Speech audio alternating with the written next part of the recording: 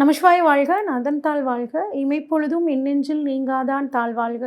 ஓம் நமசிவாய, ஓம் நமசிவாய, ஓம் நமசிவாய. குரு வாழ்க, குருவே துணை.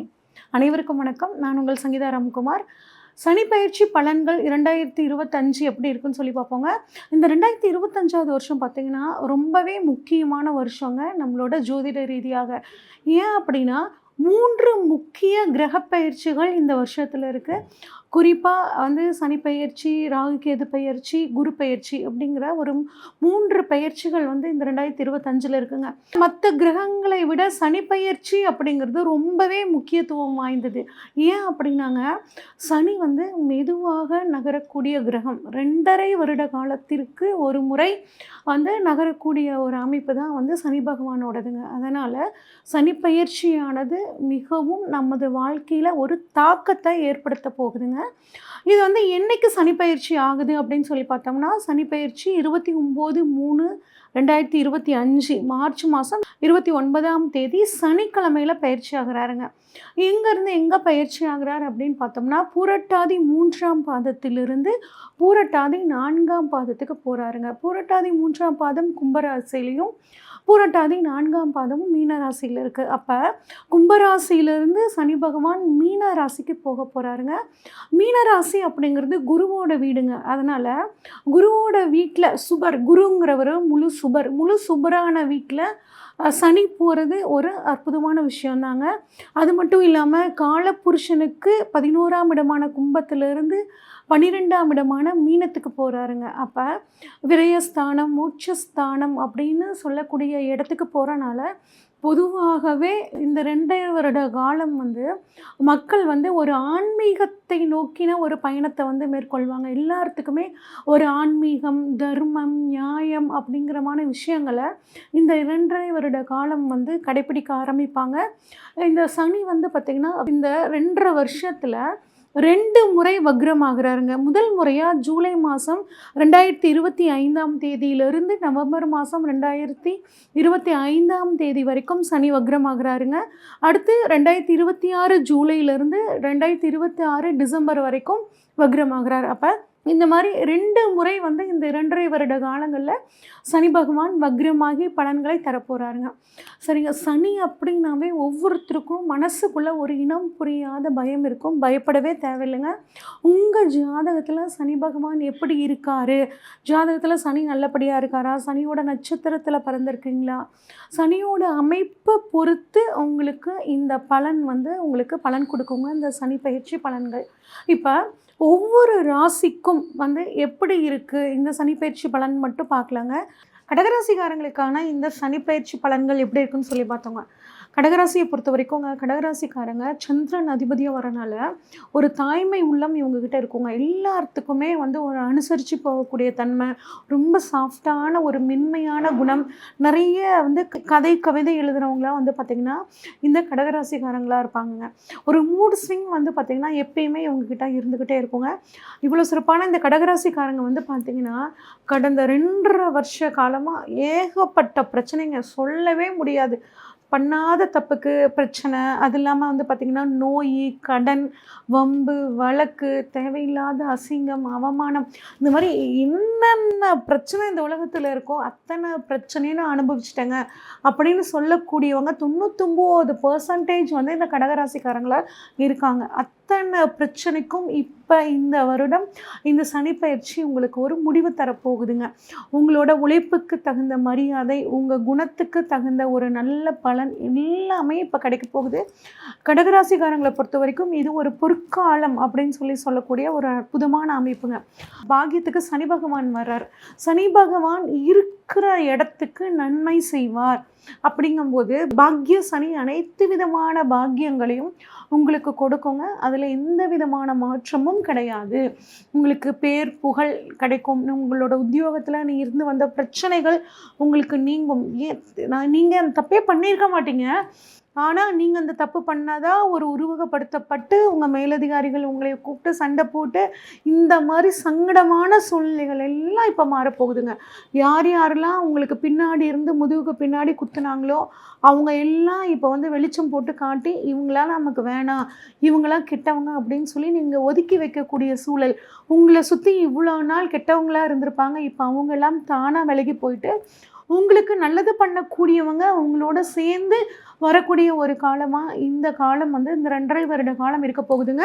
நிறைய ஆன்மீக பயணங்கள் போவீங்க. பூர்வீக சொத்தில் இருந்து வந்த பிரச்சனைகள் உங்களுக்கு இந்த சமயத்தில் நீங்குங்க. 10 வருஷமாக பூர்வீகத்துக்கு கேஸ் போட்டிருக்கோங்க, ஒரு 6 அடி நிலத்துக்காக ஏகப்பட்ட பிரச்சனையை நாங்கள் ஃபேஸ் பண்ணிகிட்ருக்கோம் அப்படின்னா அதுவும் இந்த சமயத்தில் முடிவுக்கு வரப்போகுது. ரொம்ப நாளாக வெளிநாட்டில் போய் ஒரு கோர்ஸ் படிக்கணும்னு ஆசைங்க அப்படின்னு நினச்சிட்டு இருக்க மாணவர்களுக்கு உங்களுக்கு பிடிச்ச கோர்ஸ் இப்போ கிடைக்கும். குறிப்பாக ஆராய்ச்சி கல்வியை வந்து தொடர முடியல, பாதியோடு நிப்பாட்டிட்டேன், அதை கண்டினியூ பண்ணணும்னு நான் நினச்சிட்டு இருக்கேன், கட்டாயம் இந்த காலகட்டம் உங்களுக்கு ரொம்பவே சூப்பராக இருக்குங்க. அப்பாவுக்கும் எனக்கும் மிஸ் அண்டர்ஸ்டாண்டிங் இருக்குது. நான் எது சொன்னாலும் அப்பா வந்து அதை தவறாகவே புரிஞ்சுக்கிறாருங்க. ஏட்டிக்கு போட்டியாக நாங்கள் 2 பேரும் இருக்கோம், ஒரு வில்லங்க மாதிரி நாங்கள் 2 பேரும் சண்டை போட்டுக்கிறோம் அப்படின்னு நினச்சிட்டு இருந்தீங்கன்னா அந்த சூழ்நிலையும் உங்களுக்கு மாறப்போகுதுங்க. உங்கள் அப்பா உங்களை வந்து நல்லபடியாக புரிஞ்சுக்கிட்டு அவரோட ஃபுல் சப்போர்ட் உங்களுக்கு கிடைக்கக்கூடிய காலமாக உங்களுக்கு இருக்குங்க. ஒரு சிலருக்கு வந்து பார்த்திங்கன்னா தொடை சம்மந்தப்பட்ட இடத்துல ஒரு இன்ஃபெக்ஷன் ஆகிறதுக்கான வாய்ப்புகள் உடல் ரீதியாக இருக்குது. அதில் மட்டும் கொஞ்சம் கவனமாக பார்த்துக்கோங்க. மற்றபடி 9ஆம் இடத்தில் இருக்கக்கூடிய சனி உங்களுக்கு அனைத்து விதமான பாக்கியங்களையும் தருவார். அனைத்து விதமான பாக்கியங்கள்லாம் என்னாச்சுங்க, ஏன்னா 6 வருஷமாக திருமணத்துக்காக பார்த்துட்ருக்கேங்க, திருமணம் ஆகலை, கட்டாயம் இந்த சமயத்தில் உங்கள் ஜாதகத்தில் தசாபுத்தியும் நல்லா இருக்கிற பட்சத்தில் கட்டாயம் திருமணம் நடக்கும். அது ஒரு பாக்கியம். அடுத்து குழந்தை பாக்கியம் இல்லைங்க, ரொம்ப வருஷமாக நாங்கள் குழந்தைக்காக ட்ரை பண்ணிகிட்ருக்கோம், டெஸ்ட் டியூப் பேபி 4-5 தடவை வச்சுட்டோம், சக்ஸஸ் ஆகலை, இந்த சமயத்தில் உங்களுக்கு குழந்தை பாக்கியமும் கிடைக்கும். தொழில் அமையல, தொழில் பாக்கியம் அதுவும் இந்த சமயத்தில் உங்களுக்கு கிடைக்குங்க. வீடு கட்டணும்னு நினச்சேங்க, வீடு கட்ட முடியல, அதுவும் உங்களுக்கு அந்த சமயத்தில் கிடைக்கும்.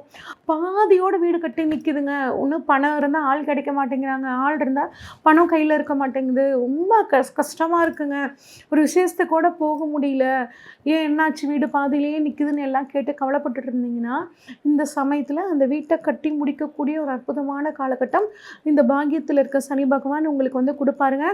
வாழ்க்கையில் மிகப்பெரிய உயர்வு, ஒரு முன்னேற்றம் உங்களுக்கு கிடைக்க போகுதுங்க. ஏற்றுமதி இறக்குமதி தொழில் இருக்கிறவங்களுக்கும் வந்து பார்த்திங்கன்னா ரொம்பவே சூப்பராக இருக்குங்க. ஆனால் அம்மாவோட உடல் ஆரோக்கியத்தில் மட்டும் கொஞ்சம் நீங்கள் கவனமாக இருக்கிறது நல்லது. அடுத்து சனியோட பார்வை 11ஆம் இடத்துல படுதுங்க. அதாவது 3ஆம் பார்வையாக 11ஆம் இடத்த வந்து பார்க்குறாரு. 3னா முயற்சி, 11னா லாபம். அப்போ உங்கள் முயற்சியால் லாபம் அப்படிங்கிறது இப்போ கிடைக்க போகுதுங்க. பெரிய அளவில் வெற்றி அப்படிங்கிறது உங்களுக்கு கிடைக்க போகுதுங்க. நிறைய சேவை மனப்பான்மை உங்களுக்குள்ளே வரும், நிறைய சேவைகள் செய்வீங்க, நிறைய அனாதை ஆசிரமத்துக்கு டொனேட் பண்ணுவீங்க. உங்களால் முடிஞ்ச உதவிகளை இந்த சமுதாயத்துக்கு நீங்கள் பண்ணிக்கிட்டே இருப்பீங்க. நிறைய பேர் ட்ரஸ்ட்டு ஆரம்பித்து அதன் மூலியமாக அடுத்தவங்களுக்கு நல்லது பண்ணணும் அப்படின்னு நினைப்பீங்க. ஒரு சிலருக்கு வந்து பார்த்திங்கன்னா கணுக்கால் சம்மந்தப்பட்ட பிரச்சனைகள், வயதானவர்கள் இந்த கடகராசியில் இருந்தாங்கன்னா கணுக்காலில் சின்ன சின்ன பிரச்சனைகள், வெரிகோஸ் வெயின் சம்மந்தப்பட்ட சில பிரச்சனைகள் வர்றதுக்கான வாய்ப்புகள் இருக்குதுங்க. உடல் ஆரோக்கியத்தில் கொஞ்சம் கவனமாக இருந்துக்கிறது நல்லது. அடுத்து சனியோட பார்வை வந்து பார்த்திங்கன்னா 3ஆம் இடத்தை வந்து பார்க்குதுங்க. சனியோட பார்வை 3ஆம் இடத்துல படுறது ரொம்ப நல்ல விஷயம்.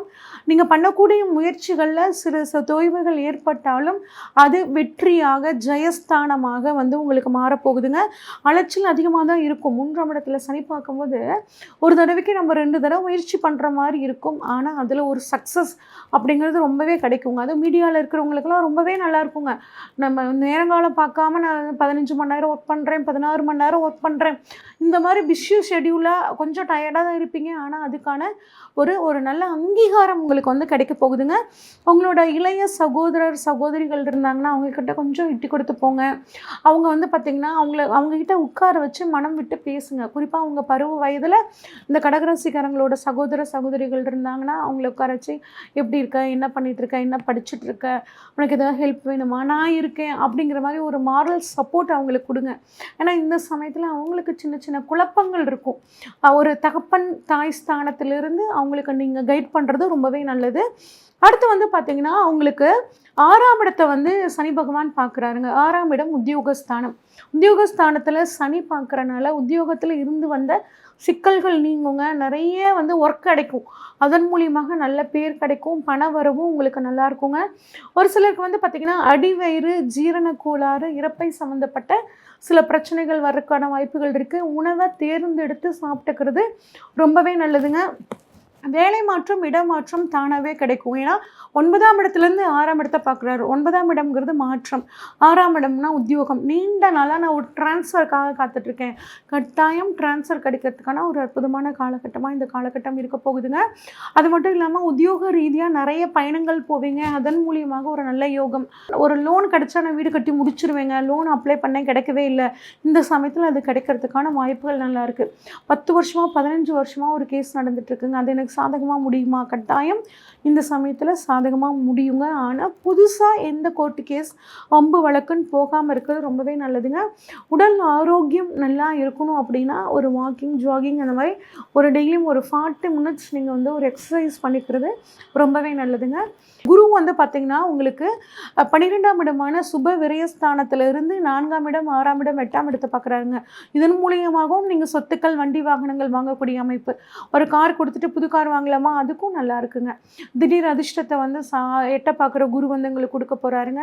8ஆம் இடத்துலேருந்து ராகுவும் உங்களுக்கு திடீர் அதிர்ஷ்ட வாய்ப்புகளை கொடுக்க போகிறார். ஆக மொத்தம் உங்களை பொறுத்த வரைக்கும் இந்த 2.5 வருட காலம் உங்களுக்கு பாக்கியத்தில் இருக்க குரு அனைத்து விதமான பாக்கியங்களையும் கொடுப்பாருங்க. ஒரு தடவை கீழ்பெரும்பள்ளம் போயிட்டு வர்றது உங்களுக்கு ரொம்பவே நல்லதுங்க. அது மட்டும் இல்லாமல் ஆதரவு இல்லாத குழந்தைகளுக்கு உங்களால் முடிஞ்ச உதவிகளை செய்யும்போது உங்களுக்கு எல்லா விதமான பாக்கியங்களையும் சனி பகவான் வாரி வாரி வழங்குவார்.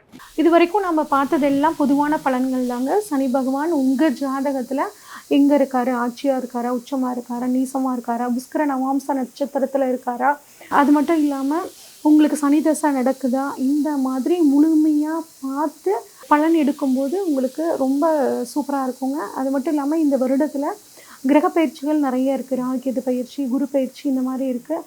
இந்த பயிற்சிகளை நீங்கள் தெளிவாக தெரிஞ்சுக்கணும், இதன் மூலிமா ஒரு நல்ல விஷயம் பண்ணலாமா அப்படின்னு ஏதாவது டவுட் இருந்துச்சுன்னா ஸ்க்ரீனில் தெரியுற வாட்ஸ்அப் நம்பருக்கு உங்கள் ஜாதகத்தை அனுப்பிச்சி வைங்க.